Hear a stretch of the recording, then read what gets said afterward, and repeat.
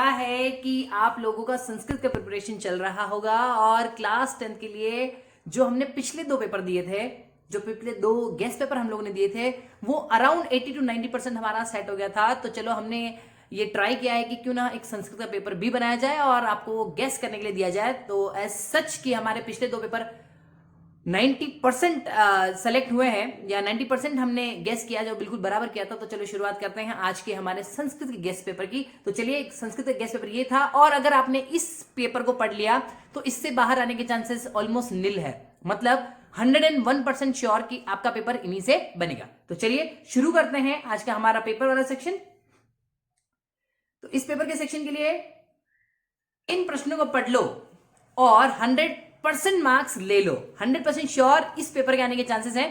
तो चलिए शुरुआत करते हैं इस पेपर के साथ, इन क्वेश्चंस के साथ, इन टॉपिक्स के साथ। तो चलिए, ये रहा हमारा पहला क्वेश्चन। संस्कृत के पेपर में पहला क्वेश्चन जो आता है वो आता है संस्कृत टू हिंदी में। आपको जो कंसेप्ट क्लियर है वो ये है कि संस्कृत टू हिंदी में अनुवाद करना होता है और गद्यांश का एक पार्ट आता है। इसमें 5 नंबर का जो क्वेश्चन बनता है वो इन 5 चैप्टर में से बनेगा। इसमें से सबसे इंपॉर्टेंट है महाराणा प्रताप वाला चैप्टर, जो आपको पढ़ के जाना ही है, आचार्योपदेश जो आपको पढ़ के जाना ही है, और कर्मयोगी स्वामी केशवानंद। ये 3 चैप्टर ऐसे हैं जिसमें से 101% श्योर इसमें से क्वेश्चन बनेगा। बट फिर भी एक सेफ साइड के लिए मैं आपको 2 और टॉपिक दे रहा हूं, वो है महाराज सूरजमल और गंगदत्त। तो ये 2 चीज आपको थोड़ा अलग रख दें, पर ये 3 इंपॉर्टेंट जो आपने सबसे ऊपर जो लिखी है, महाराणा प्रताप, आचार्योपदेश और कर्मयोगी स्वामी केशवानंद, इसमें से आपका पहला क्वेश्चन बनेगा जो 5 नंबर आपको दिला देगा। आगे बढ़ते हैं दूसरे क्वेश्चन की तरफ। दूसरा क्वेश्चन है संस्कृत टू हिंदी करना है और पद्यांश है ये।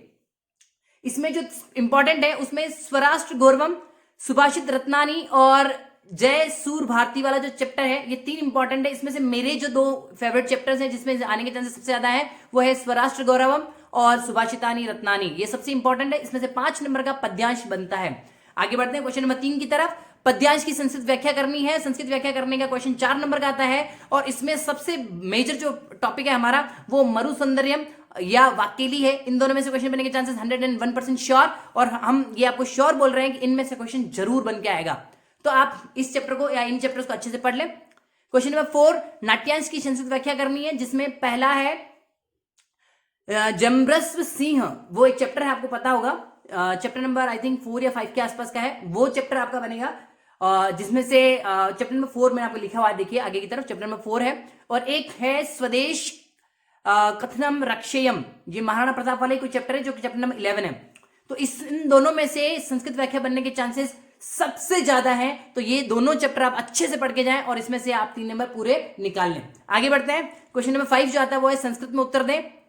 उसमें 8 क्वेश्चन आता है, जिसमें से आपको कोई 6 क्वेश्चन के आंसर देने होते हैं और शॉर्ट आंसर क्वेश्चन होते हैं। तो ये हाफ मार्क्स का क्वेश्चन रहता है एक, और इसमें टोटल 8 में से 6 करने होते हैं, तो 6 इंटू हाफ करके 3 नंबर आपको पूरे हो सकते हैं। और ये सबसे इजीएस्ट है। वैसे तो सारे इंपॉर्टेंट चैप्टर जो होते हैं सारे इंपॉर्टेंट ही होते हैं, बट स्टिल इनमें जो छोटे छोटे क्वेश्चन हैं, तो जो चैप्टर हमने ऊपर से छोड़ दिए हैं उनके चैप्टर यहाँ पे प्रिपेयर कर लें, तो इनमें से छोटे क्वेश्चन बनने के चांसेस रहेंगे। क्वेश्चन नंबर 6 to 9 जो आता है वो आता है प्रश्न निर्माण करना। इसमें आपको प्रश्न बनाने होते हैं, कुछ रेखांकित वर्ड दे रखे होते हैं, उन वर्ड्स को पढ़ के आपको क्वेश्चन बनाने होते हैं। ये कुल 4 क्वेश्चन आते हैं और 4 क्वेश्चन जो है 1-1 मार्क्स के हैं और 4 नंबर आपको यहाँ से आराम से दिला देंगे। वैसे संस्कृत का पेपर सबसे इजी आता है, पर फिर भी कुछ ऐसे लोग हैं जो मेरे जैसे हैं जिनकी संस्कृत सब्जेक्ट नहीं होती है और उनको बहुत मुश्किल होती है सब चीजों की तरफ। इसलिए मेरा सजेशन है कि आप मेरे गेस्ट पेपर को पढ़ के जरूर जाएं और आप आराम से 100 नंबर इसमें से, मतलब पेपर 80 का ही होता है, स्कूल से 20 नंबर जाते हैं, बट 80 में से 80 नंबर पूरे निकाल लें। क्वेश्चन नंबर 10 हमारा है 2 श्लोक। वैसे आपको टोटल 4 श्लोक पढ़ के जाने हैं, जिसमें से 2 श्लोक तो एक्चुअली आपके क्या होता है पेपर में ही आ जाते हैं। तो आप उसके अलावा 2 और पढ़ के जाएं, तो टोटल 4 श्लोक आप घर से पढ़ के जाएं, याद करके जाएं, और शॉर्ट 2 जो श्लोक हैं जो क्वेश्चन पेपर में नहीं आए वो लिख के आ जाए और पूरे नंबर ले लें। ये 3 नंबर के क्वेश्चन है, 2 श्लोक पूछे जाते हैं 1.5 नंबर के, और ये 3 नंबर पूरे दिला देंगे और 101% श्योर हूं ये आपको जरूर पूरे मार्क्स दिला देगा। आगे आता है क्वेश्चन नंबर 11, जिसमें अपठित गद्यांश आता है। इसमें कुल 10 प्रश्न आते हैं, 10 मार्क्स का क्वेश्चन है, बहुत इंपॉर्टेंट क्वेश्चन है। इसमें से पहला क्वेश्चन जो होता है वो शीर्षक बेस्ड होता है, जिसपे आपको उसका टाइटल लिखना होता है, चैप्टर का जो भी आपको पैराग्राफ या पद्यांश दिया गया है या गद्यांश दिया गया है, उस गद्यांश का शीर्षक लिखना है, वो 1 नंबर का होता है। बाकी 9 क्वेश्चन छोटे छोटे और आते हैं जिनके आंसर आपको लिखने पड़ते हैं। बहुत ही ईजी क्वेश्चन है और बहुत ही ईजी क्वेश्चन से आप 10 नंबर निकाल सकते हो, तो ये बहुत इंपॉर्टेंट पार्ट रहेगा और 10 नंबर आपका मेरे हिसाब से बोनस ही है।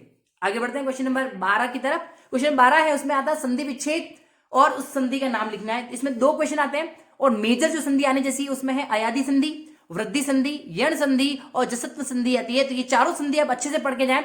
इसमें से मेरा जो जोर रहेगा वो रहेगा नीचे वाले चौथे नंबर पे जसत्व संधि और सबसे ऊपर वाले अयादि संधि पे। इन दोनों में से क्वेश्चन बनने के चांसेस इस बार बहुत ज्यादा है, क्योंकि पिछली बार का जो कंसेप्ट था उसमें यण संधि और वृद्धि संधि के चांसेस थे। तो हमारा सबसे मेजर जो रहेगा इस बार वो रहेगा अयादि संधि और जसत्व संधि।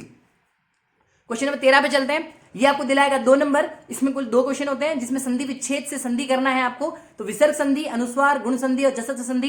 तो इन सब में विसर्ग संधि, गुण संधि आप अच्छे से पढ़ के जाएं और इन दोनों में से पूरे 2 नंबर निकाल लें। 14वां क्वेश्चन जो है उसमें है समास विग्रह व समास का नाम लिखना है, जिसमें कर्मधारय, अव्ययी भाव, द्वंद्व और द्विगु आता है, जिसमें 3 क्वेश्चन आते हैं। तो आप देखिए वैसे द्वंद्व द्विगु ऑलमोस्ट एक जैसे ही है, तो आप कर्मधारय, अव्ययी और द्वंद्व द्विगु सारे पढ़ के जाएं और इनमें से 3 नंबर पूरे के पूरे निकाल लें। तो स्पेशल रहेगा हमारी तरफ से कर्मधारय और अव्ययी भाव। आगे बढ़ते हैं। क्वेश्चन नंबर 15, धातु रूप व विभक्ति का कारण। तो आपको विभक्ति पहचाननी है और विभक्ति का कारण भी लिखना है। ये कुल 3 क्वेश्चन आएंगे और 3 नंबर पूरे दिला देंगे। आगे बढ़ते हैं क्वेश्चन नंबर 16 की तरफ। शब्द निर्माण करके वाक्य पूरा करना है। तो शब्द निर्माण करके वाक्य पूरा करने के लिए आपको 2 क्वेश्चंस मिलेंगे और 2 क्वेश्चन एक नंबर के, जो आपको टोटल 2 नंबर दिला देंगे। तो शब्द निर्माण करना है आपको, बहुत इजी क्वेश्चन है। क्वेश्चन नंबर 17 पे चलते हैं। शब्दों को पृथक करके लिखना है। इसमें 2 क्वेश्चन मिलेंगे और 2 क्वेश्चन जो है एक्चुअली होता यह है कि ये रिक्त स्थान की पूर्ति करने जैसे क्वेश्चन आते हैं, जिसमें पहला वाला जो क्वेश्चन था इससे पहले 16 क्वेश्चन, उसमें क्या था 2 शब्द दे रखे थे उनको जोड़ के लिखना था, और इसमें क्या है एक पूरा शब्द दे रखा उसको तोड़ के लिखना होगा। तो ये दोनों क्वेश्चन जो है ना वो दोनों जस्ट रिवर्स क्वेश्चन है। तो इसमें भी आपको 2 नंबर मिल जाएंगे। 2 नंबर का क्वेश्चन, 2 क्वेश्चन आएंगे इसमें एक नंबर के और 2 नंबर दिलाएंगे। आगे क्वेश्चन नंबर 18 है, जिसमें अव्ययी पद जो रहता है उससे रिक्त स्थानों की पूर्ति करनी है। इसमें आपको हिंट बॉक्स दिया होगा, उस हिंट बॉक्स में बहुत सारे हिंट्स दे रखे होंगे, उनमें से 3 हिंट भरने आपके रिक्त स्थानों में और 3 नंबर पूरे निकाल लेने हैं। आगे बढ़ते क्वेश्चन में 19, 20 एंड 21। इसमें वाच्य परिवर्तन करना है। आपको वाच्य तो पता ही होगा, कृतवाच्य, कर्मवाच्य जब हम पढ़ते हैं। हाँ, ये इसमें क्या तीनों टाइप के क्वेश्चन आएंगे, तो आप इसको अच्छे से पढ़ के जाए, क्योंकि इसमें वाच्य का क्वेश्चन बहुत छोटा टॉपिक है और 3 नंबर पूरे मिल जाएंगे। आगे बढ़ते हैं क्वेश्चन नंबर 22। घड़ी में समय को संस्कृत में लिखिए। तो घड़ी का समय आपको देखना आता है इसमें, और ये 2 नंबर का क्वेश्चन है। बहुत ही इजी क्वेश्चन है, क्योंकि समय देखना आप सबको आता है अच्छे से, सिर्फ उसको संस्कृत में लिखना है। 2 नंबर का क्वेश्चन है। उसके बाद क्वेश्चन नंबर 23 हमको दे रखा है, वाक्य शुद्धिकरण करना है इसमें। तो वाक्य दे रखा होगा उसको शुद्ध करके लिखना है। तो वाक्य शुद्धिकरण आपको कुछ भी नहीं करना है, 3-4 आप अपने जो डेस्क वर्क है उसके क्वेश्चन ही पढ़ के चले जाए, वो भी आप आराम से कर लेंगे। तो ये कुल 3 क्वेश्चन आते हैं और 3 मार्क्स पूरे दिला देंगे। आगे आता है प्रश्न पत्र, या फिर प्रश्न पत्र नहीं, प्रार्थना पत्र। बहुत ही आसान है। इसमें 2 चीज आती है, एक तो एप्लीकेशन आता है और एक फॉर्मल इनफॉर्मल आप जो पढ़ते हैं इंग्लिश में, वैसे इसमें एक तो पत्र आता है और एक आपका आता है प्रार्थना पत्र। जो प्रार्थना पत्र है उसमें आप पढ़ के जाएं शुल्क मुक्ति और बीमारी के लिए अवकाश, ये दोनों आप अच्छे से पढ़ के जाएं। और अथवा में जो पत्र लिखा है उसमें विवाह पर निमंत्रण और बधाई के लिए पत्र, ये 2 पत्र मैं नीचे बोल रहा हूँ, 2 ऊपर बोल रहा हूँ। उसमें से आपको नीचे वाला पत्र ही करना है, जिसमें क्या होता है फिल इन द ब्लैंक्स आते हैं, और फिल इन द ब्लैंक्स में 8 ब्लैंक्स मिलेंगे आपको, जिसको आपको फिल करना है और आराम से आंसर लिख लेना है। उसमें भी आपको बॉक्स दिया होगा जिसमें हिंट बॉक्स होगा, हिंट बॉक्स से लिखना होगा। तो सबसे इजी क्वेश्चन है ये, और यहां से 4 नंबर निकालना मतलब बोनस के समान है। आगे बढ़ते हैं क्वेश्चन नंबर 25 की तरफ। क्वेश्चन नंबर 25 में संवाद पूरा करो। इसमें एक डायलॉग बॉक्स आता है, इसमें डायलॉग पूरा करना होता है। इसमें 8 बॉक्सेस होते हैं और 8 बॉक्सेस को कंप्लीट करने के लिए आपके पास 8 हिंट्स होते हैं, और उससे 8 fill in the blanks complete करके आप 4 नंबर निकाल सकते हैं। तो ये भी कुछ बोनस जैसा ही है। आगे बढ़ते हैं क्वेश्चन नंबर 26 की तरफ। हिंदी वाक्यों को संस्कृत में लिखिए। ये 4 वाक्य आते हैं और 4 वाक्यों में से अगर चारों अगर अच्छे से कर लेते हैं तो 4 नंबर पूरे मिल जाएंगे।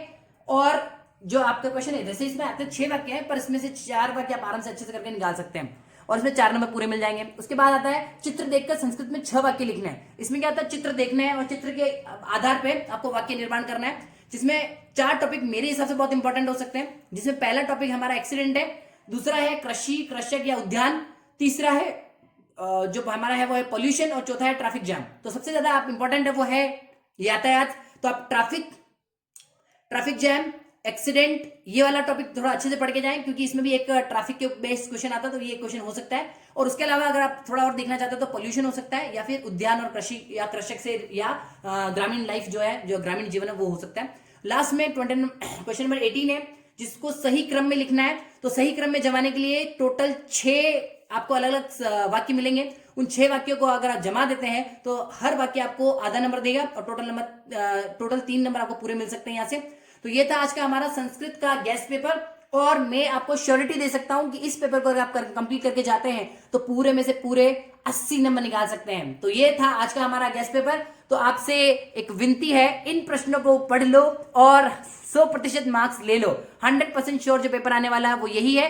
तो ऑल द बेस्ट। और आप मुझे पेपर के बाद जरूर लिख के बताएं कि आपको मेरा पेपर कैसा लगा और इसमें से कितने क्वेश्चन ऐसे थे जो आपको उस पेपर में जरूर मिले। अपने दोस्तों को शेयर करिए।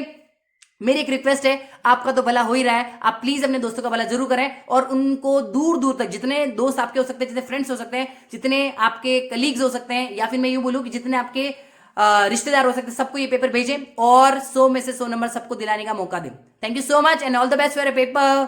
बाय।